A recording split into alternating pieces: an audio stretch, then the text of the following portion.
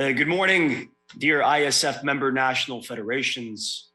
Mr. Tong Yoon Je, Director of Gaming Content Industry, Division of Ministry of Culture, Sports, and Tourism for the Republic of Korea. Mr. Kim Ki-hwan, Director General, Culture and Sports Bureau of Busan Metropolitan City. Ms. Lee, Ms. Lee In-so, Chairperson of Busan IT Industry Promotion Agency. Mr. Youngman Kim, Vice President of IESF and President of KESPA, board members of IESF and continental bodies, dear esports athletes, officials, and community, dear esports ecosystem members, panelists, all those in attendance, dear friends. It's so interesting, first of all, to be introduced to a stage in a digital environment. It's an absolute pleasure for the IESF to organize the 6th Global Esports Executive Summit in the Busan Esports Stadium. IESF was founded in 2008 and is now composed of 107 member national federations. National federations that are the engine of esports in each country, who are distributed in 4 continental unions.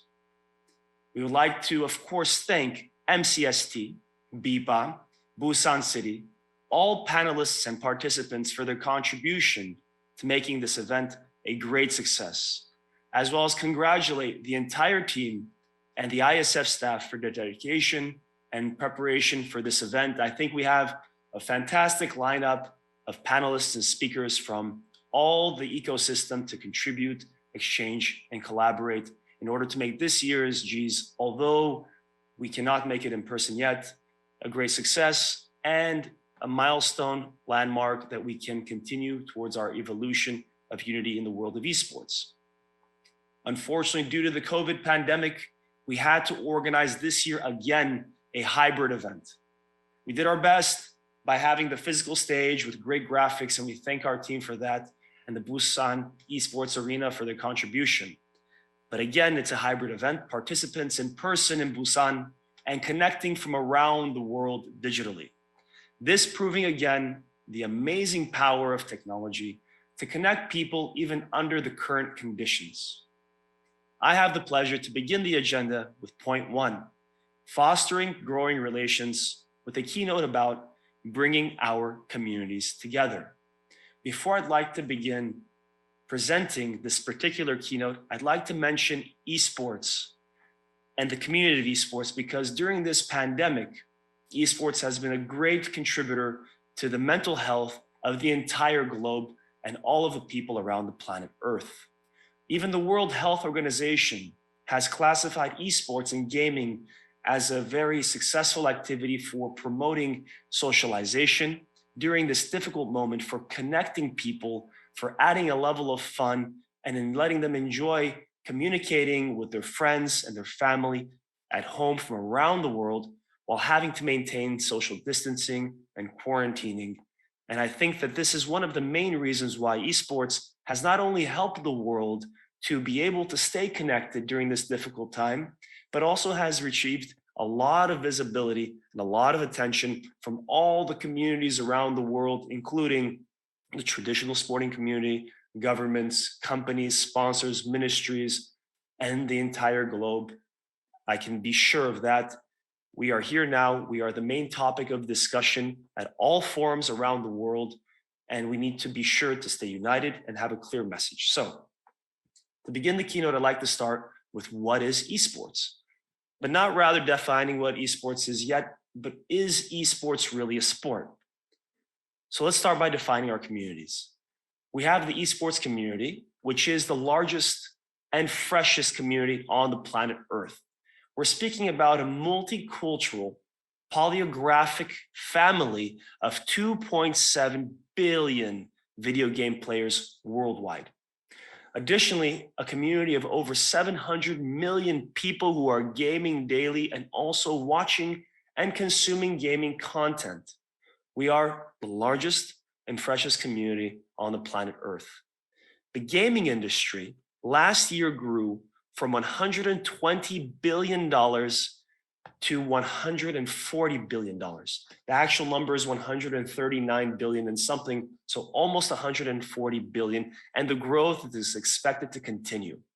Just to place that, around the other things that are happening in terms of cultivation, culture, entertainment, esports and gaming is larger than all the movies combined, all the music industry combined, and all the sports together as one. This community needs to be protected, supported, and developed. And what I mean by that is that responsible gaming means esports. We need to promote responsible gaming inside of our community, inside of our ecosystem. Besides the athletes and the gamers that we just previously mentioned, the ecosystem is comprised of the publishers first, who are the oxygen of our esports planet, need to be respected, but not only collaborated with, they also have a responsibility to the community as a whole to support the growth and development in a correct way, in a sustainable way, since it is generating revenue and it is joining the community together while giving the people a benefit of happiness and joy. And of course, at the elite level, high performance competitive gaming, which is some of the topics we'll talk about today. Outside of the publishers, we have the event organizers.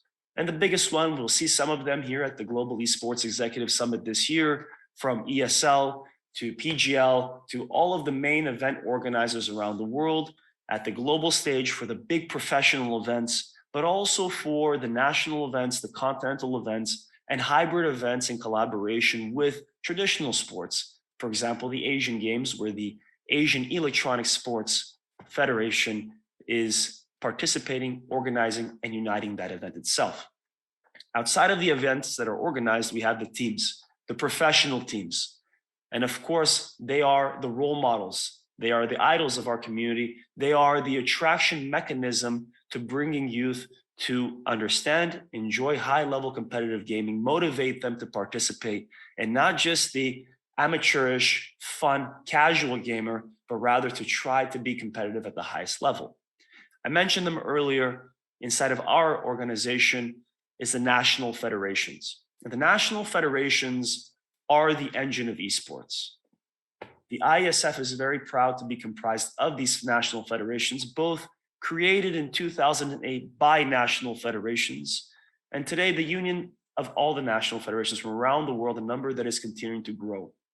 With 107 countries where we have, at the moment, our membership organizing seminars, events, educational courses, really fostering and protecting the esports community. The national federations are the direct link in the countries to the traditional holistic esports community, but also the exchange mechanism between the esports community and the traditional sport, NGOs, and governments in those particular countries.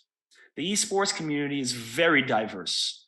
And as we can tell by the numbers, we need to mention that it is comprised of a lot of different types of games, a lot of different types of esports.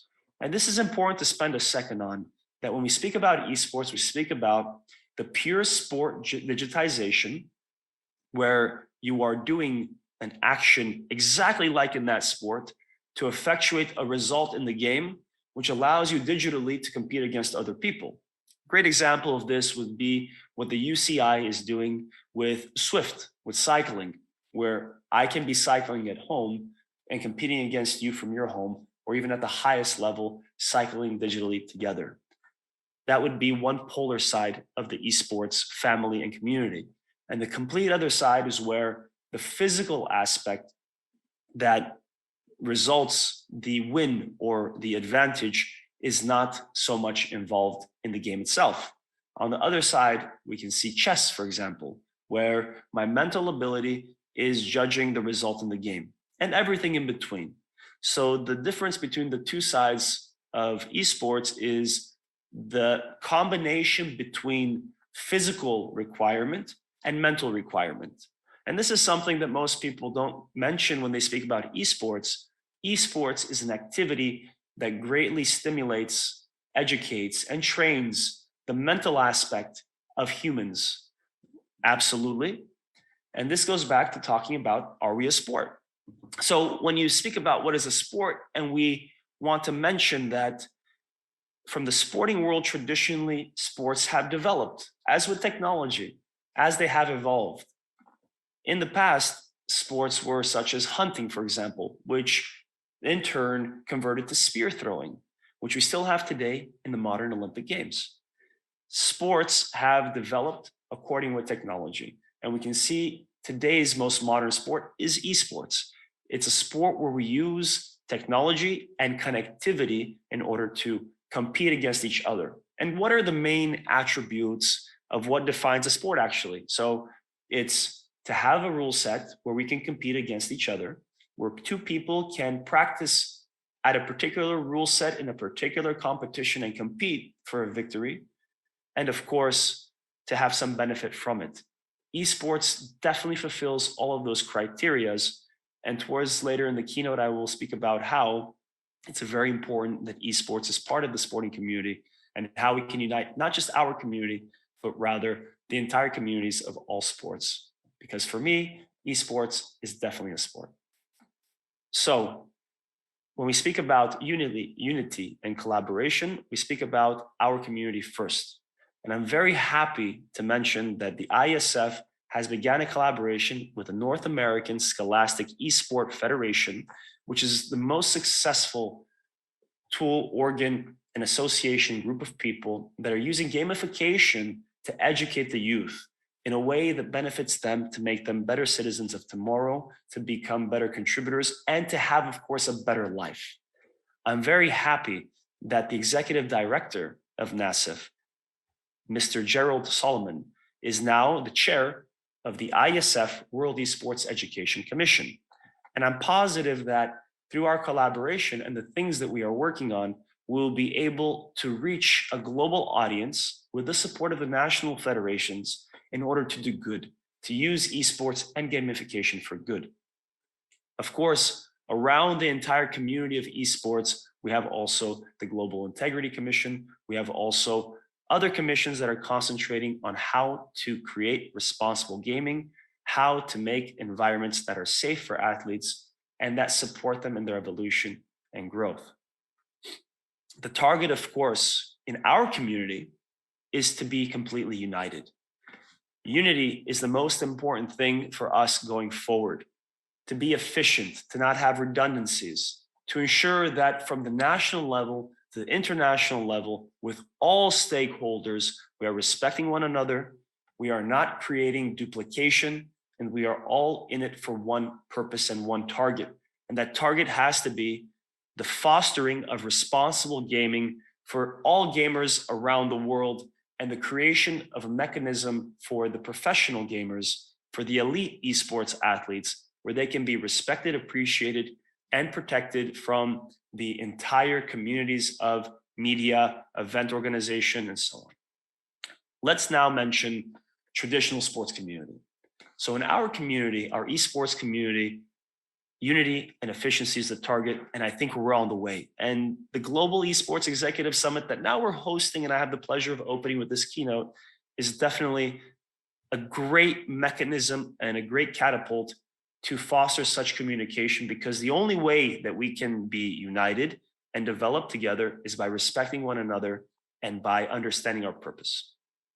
Traditional sporting community. In the world of traditional sports, there are today 95 international sports federations that are members of the Global Association of International Sports Federations. And these 95 international federations are composed and grouped into 4 different groups. You have the Olympic Summer International Federations, meaning the international federations that are having events at the Summer Olympic Games, as we saw now in Tokyo a couple months ago. You have the international federations that are inside the Winter Olympic Games, as we will see next year in Beijing. Then you have the group of ARIFs, which is the Olympic recognized international federations. And finally, the Alliance of Independent Members of Sport Accord, AIMS, which are the members of GEES. All of these international federations have as an objective and as a purpose to develop and manage those particular sports, to ensure that they are rule sets enforced, that safe events take place, to organize the World Championships, to organize disciplinary issues, to ensure that that sport is progressing and developing in the right way. The International Olympic Committee, which is organizing the Olympic Games, is another massive stakeholder in the traditional sporting field. And I would very much like to congratulate the IOC for hosting the Olympic Virtual Series from May 13th to June 23rd this year, which was a great success. It was an event that involved 5 of those international federations that are in the recognized category. Specifically, the World Baseball Softball Confederation participated with eBaseball, Pro Baseball, the game from Konami. The UCI, the Unión Ciclista Internacional, participated with Swift from Swift Inc. World Rowing had the open format.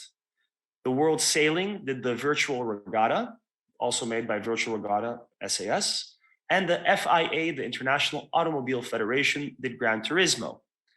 These 5 federations organized a fantastic event where, under the patronage and the rings, they were able to do the first esports activity, which is a great move in the right direction. The target is very important, of course, to understand what is the target of an international federation to organize esports. And of course, we can understand very clearly that it has to do with expanding communities and reaching a younger demographic. And this leads me into the discussion point, which we have all been faced with, and I've been asked a million times about it, and it's been in demographics and it's been in different surveys. Should esports be included in the Olympics? Our community, as you have been able to see, I'm sure in your own communities and different surveys, is very divided. We have a majority of people that do not wish to be included in the Olympic Games, and a minority of people that would love to be included in the Olympic Games. My personal feeling is that the only people who can decide this, of course, is the IOC. But that being said, esports is such a large movement that it would definitely make sense to do an own separate event, either in the same time frame or before or after, as during the Olympic Games, you have the Paralympic Games post the Olympic Games, to do a global esports games with enforcing and promoting the Olympic values to all the participants, but including a lot of different esports, not just those esports that are inside recognized international traditional sport federations. Because from the international sport federations, some of them have games that are made with that sport inside, whether it be the pure polar sport digitization where you do that sport to affect the change, or whether it be something like Nintendo Wii where you play tennis by doing a similar movement, but not actually the same, or whether it be FIFA or a different type of game where you're actually pushing buttons on a controller, but you do follow the rules of the game. Outside of those, of course, we have our esports that are taking part. And we do know that sport genre esports are accounting for less than 5% of the esports community and the esports gaming market, which means that the other 95% also needs to be included. And we're very happy at the IESF to be part of the esports and gaming liaison group organized under the patronage of the IOC, where we can begin those discussions and those communications. But what I'd like to mention is that it's very important that the community stays together. And my feelings are that definitely between traditional sports and esports, there are a lot of exchange mechanisms that can create value for both parties equally. Another very, very big stakeholder in the traditional sport community are the ministries of sport in each country. Now, I'm from the United States. In my country, unfortunately, there's not a ministry of sport. However, in the majority of countries, you have ministries of sport that are governmental organs which support and sponsor and oversee all sport development and promotion in those particular countries. I'm very happy to share here today also that the IESF is working very closely with national federations and their ministries of sport, not only in the recognition of those national federations or to find a way to collaborate, but rather also to create and rewrite and amend laws in particular jurisdictions and territories to account for this new activity.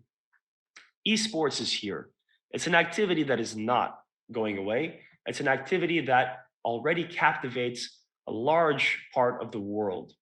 And what is very important, and we can see today, is that definitely, we need to collaborate with ministries to be able to foster that relationship and give the respect that needs to be given to each national federation. So finally, how do we work together with international federations? How do we collaborate with them? It's very important to have this exchange. I'm happy that today the IESF is very close and has already fulfilled all the statutory requirements of becoming an international federation recognized by the Global Association of International Sports Federations, a process that is ongoing so it can be part of the family. And in that collaboration, for any international federation that would like support for how to develop esports in their community, the IESF is here to help. Where support is wanted, we're there to help. Where it's not, we don't get involved. I hope this was a very quick and insightful overview to start this Global Esports Executive Summit. It's really a pleasure to open it up, and I'm happy that we can move on from here to the first panel discussion, which is encouraging esports and traditional sports crossover. Thank you very much, and wishing you a great Global Esports Executive Summit 2021.